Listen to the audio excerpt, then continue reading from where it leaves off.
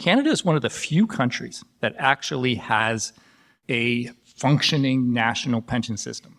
Now, we're obviously biased at CPP Investments, but we do think it's something that Canadians should be very proud of. Welcome to Speaking of Business, conversations with Canadian innovators, entrepreneurs, and leaders. I'm Goldy Hyder, President and CEO of the Business Council of Canada. I don't need to tell you that we are living in a world of rapid change. Whether it's political, technological, environmental, or social, the pace of change is only accelerating. It can make it hard to plan ahead and take the long view, but that's exactly what John Graham has to do. As the President and CEO of Canada Pension Plan Investments, he oversees the pension portfolio of millions of Canadians. His mandate is clear. Make sure that when a contributor retires, their pension will be waiting for them. So how does that happen in the backdrop of massive disruption around the world? A few weeks ago, I had the opportunity to speak with John in front of an audience at the Toronto Global Forum. It marks John's second appearance on the Speaking of Business podcast, and we had a lot to catch up on. Here's that conversation. Now, since you were last year, a lot has happened and is happening and is going to continue to happen. So we've got a lot of ground to cover, and I want to start off by, let's just get all the numbers out of the way here, because I know you're a numbers guy. Tell us, where's the fund at? There's people in the room who just want to know that their money's good. How are you doing with that? We're doing well. As of the last actuarial review, CPP is sustainable for at least 75 more years. And the fund today sits at about 650 billion of assets under management. And the return these days? Our 5-year return hovers around 9%. Our 10-year return around similar 9%. Yeah, those are good numbers, right? Yeah, it's good numbers for the asset base. Yeah, they're excellent for a numbers. big asset base. Well, let's talk about how that happens. You are a scientist, actually. People may or may not know that. You're a PhD in physical chemistry. I've never called you Dr. Graham. Now, very few people do. I feel like I've not given you the credit that you deserve. Now you're in charge of the retirement savings of millions and millions of Canadians. So I wondered, is investing a science or an art? For people's benefit, I started my career as a research scientist and worked as a bench scientist for 9 years before moving over to finance, and loved it and loved science. And one of the few things I definitively know today is I don't do science anymore. It's one of the few things I know for sure. In science, somebody in New York could do an experiment and get the same answer in Paris. Finance is about investing in the real world, about investing in a system that is constantly in flux, constantly changing, at times can be irrational, requires quantitative, qualitative methods, art, and some science. Okay, one of the things that I'd read is you had described in some ways the CPPIB is a supertanker. Right? That would make you the captain of the supertanker. What did you mean by that? I described the portfolio, in some ways describe it aspirationally as a supertanker, in that what we need to do is ensure that the portfolio is a supertanker. And what I mean by that is we invest in the global capital markets, and they can be volatile, and it can be rough. And that portfolio needs to push through things. It can't be pushed around by things. It needs to push through the volatility. It needs to push through the geopolitics. It needs to push through. And it really stems back to who we are as an organization. And I think it's one thing that is really embedded in how we invest the money is CPP Investments is not a wealth creation vehicle. It is not a wealth maximization vehicle. It's a pension plan. And we need to manage the money in the best interest of the contributors and beneficiaries. Every paycheck, Canadians have money taken off their paycheck. And what they get in return for that is a promise that at some point in the future, whether that be 10 years, 20 years, 30 years from now, they will get a paycheck. And they will get a paycheck for the rest of their life. And I hope they live to 110. I hope they live to 120. And they will get a paycheck for the rest of their life. And it'll be inflation protected. And as we've learned over the past few years, inflation is real. And so the way we think about managing that portfolio is we need to make sure that that promise is kept, which means that supertanker needs to push through the volatility. It's not going to go up when the markets go ripping, and it's not going to go down when the markets tank. We need to build something that is solid and sustainable and resilient and just pushes through. But that doesn't happen void of change.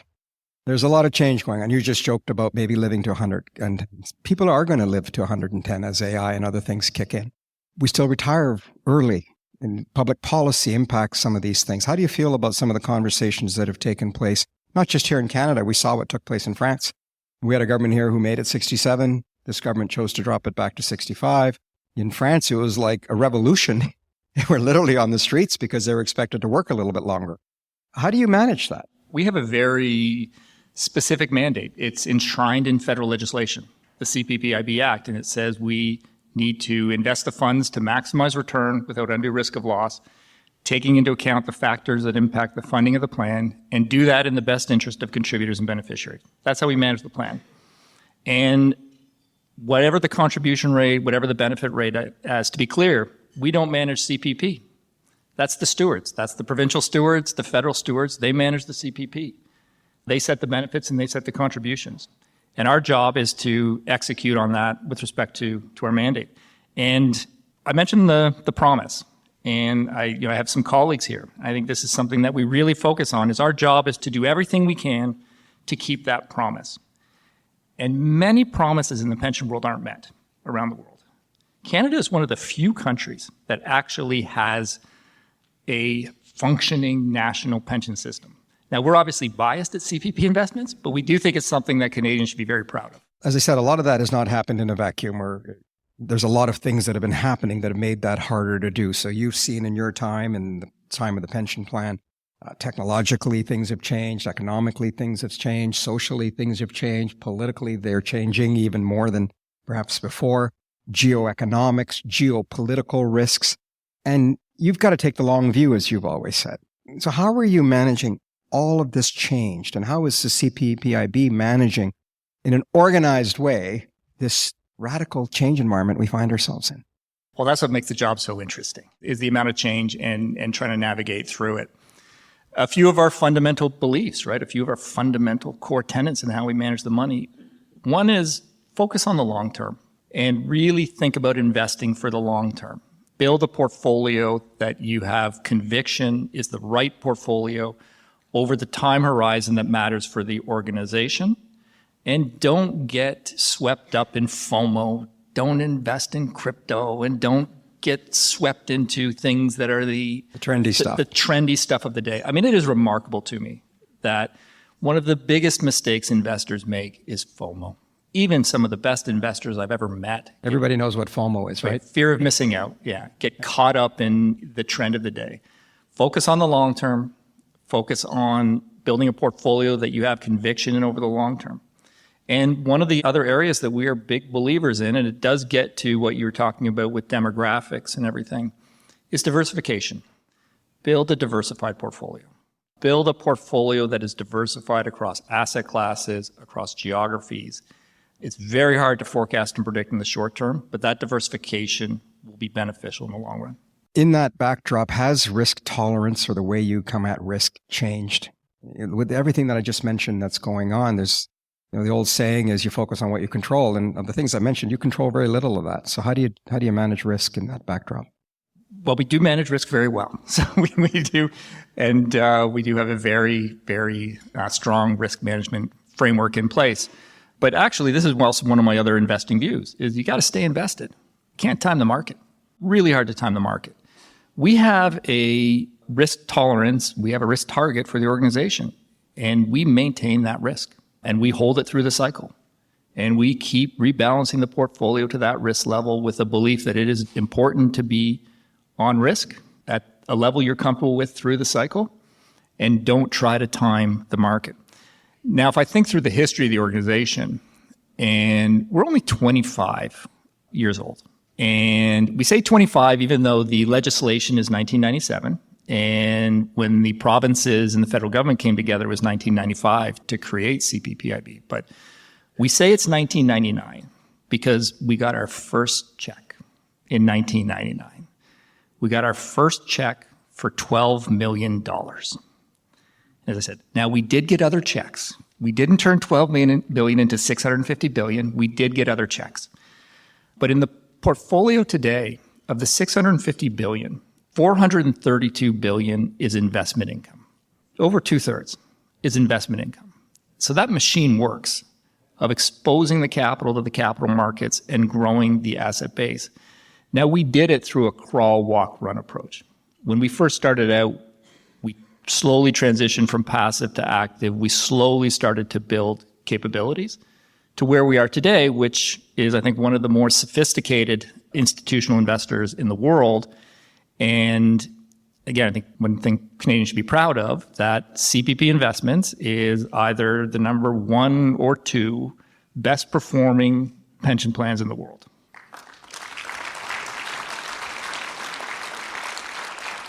That's a great place for me to point out that in many ways, CPPIB is an example of policymakers that are solving a public problem with a private sector solution.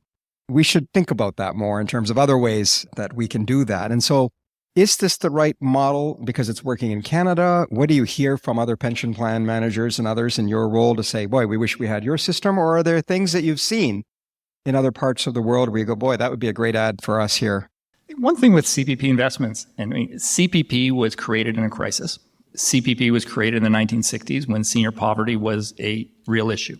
CPPIB was created in the mid-1990s when the provinces and the federal government came together and said, we got a problem, that this is on a path to be unsustainable.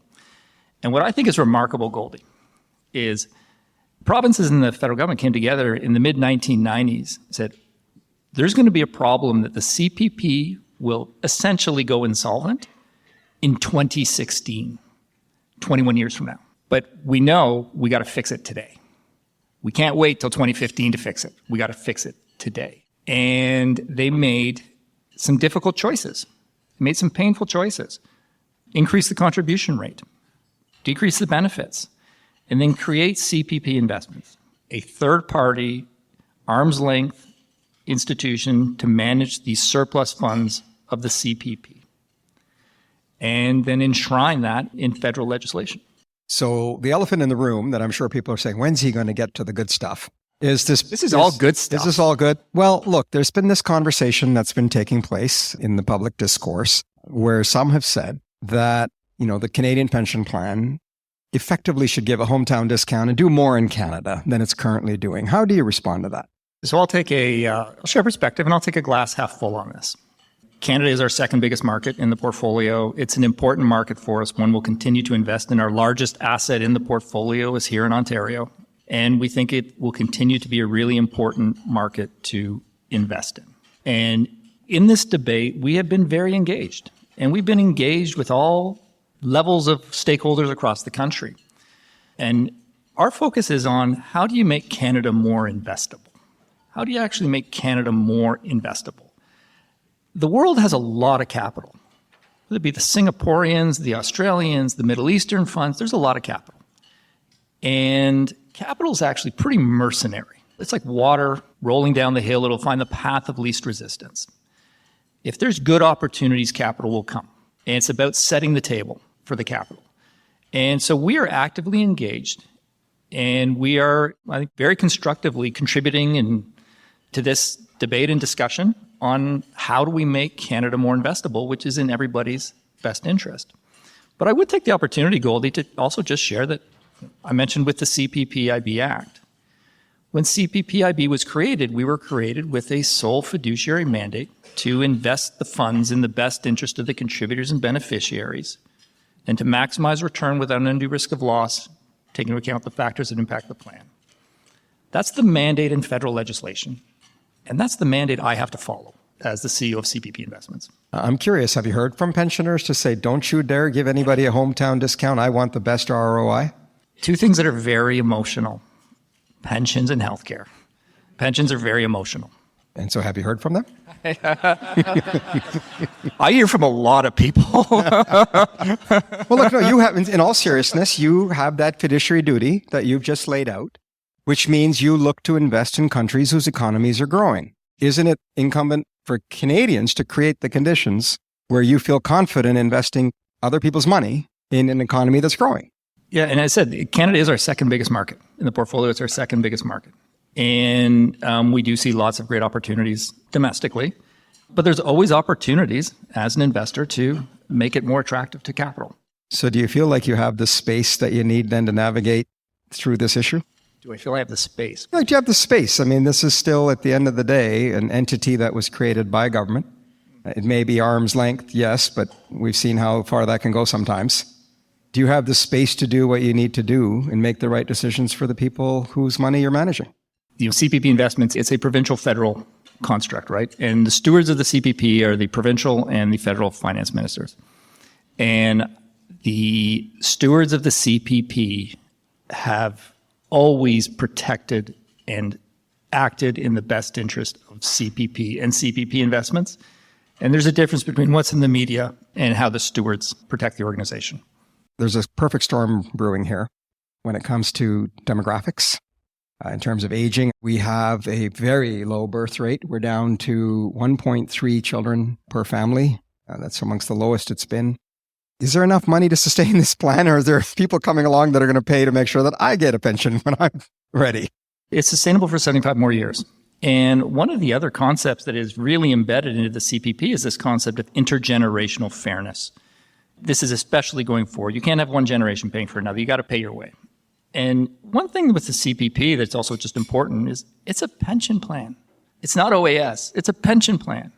And you'll hear us say that, we're here to contribute to people's security and retirement, to allow them to live in dignity at a time when they're most vulnerable. And when they get their CPP check, they earned it because they contributed to it. Like, it's a pension plan. They earned that. So do you feel their anxiety about being worried about their retirements? We do. And I think we work at CPP Investments because we feel the anxiety. This is part of the purpose of the organization. And I will share some numbers with you because you said I'm a numbers person. CPP, not to get too detailed into how CPP works, but it's a hybrid plan, which means there's an asset base, but it's largely a pay-as-you-go plan, which means money comes in and goes straight out. As of the last actual review in December 21, the plan sat at about $540 billion. The present value of the accrued benefits was $1.7 trillion. So we are investing in the best interest of contributors and beneficiaries. There's a lot of dependencies in these plans, and everyone at CPP Investments understands that we have to invest this money and we have to do the best job we can. Okay, I want to wrap on the fact that probably half this room is approaching retirement age or matter of the next decade or two. The other half of the room is sitting here going, oh my God, I have to pay for all of this stuff. Quite a group of young people in here. And you just became an empty nester. You and I have talked a lot about our kids. I want to just ask you as we wrap, when you look to your children, what worries you about the world in which they're going to grow up, and also what gives you hope and optimism in the world in which they're going to grow up? My wife, Melissa, and I, we just became empty nesters. So our youngest one... So happy. Yeah, and we've realized we're going to be okay. We are going to be okay. It's going to be okay. They're actually back this week because apparently now you get a week off in the fall too. And so we're asking when they're going back to school. What worries me the most? I think about the amazing career I've had, and I think about the memories I've had. And some of the best memories I've had in my career are being able to travel the world, break bread, develop friendships with people from all over the world, from different cultures, from different countries. And where you developed relationships, developed bonds, where you focused on what do we have in common as opposed to what is different. And I worry my kids won't grow up in that world. That in their professional career, they won't have those same experiences. They won't be able to have this global career where they can develop these friendships, where going forward relationships might be more based on what's different as opposed to what is common. It makes me sad a little bit for them because I think back through my professional career and it's some of the best memories that I have. What excites me actually is AI. And I don't know what it's going to be. I have no idea. But what excites me is to see what people are going to do with it, is to see the ingenuity, the human spirit. And people are going to take this technology and do incredible things. And they're going to do terrifying things. But it's going to be incredible to watch, and that's what excites me. Well, look, you weren't terrifying. You were incredible. So please join me in thanking John Graham, CPPIB. Thank you, Goldy.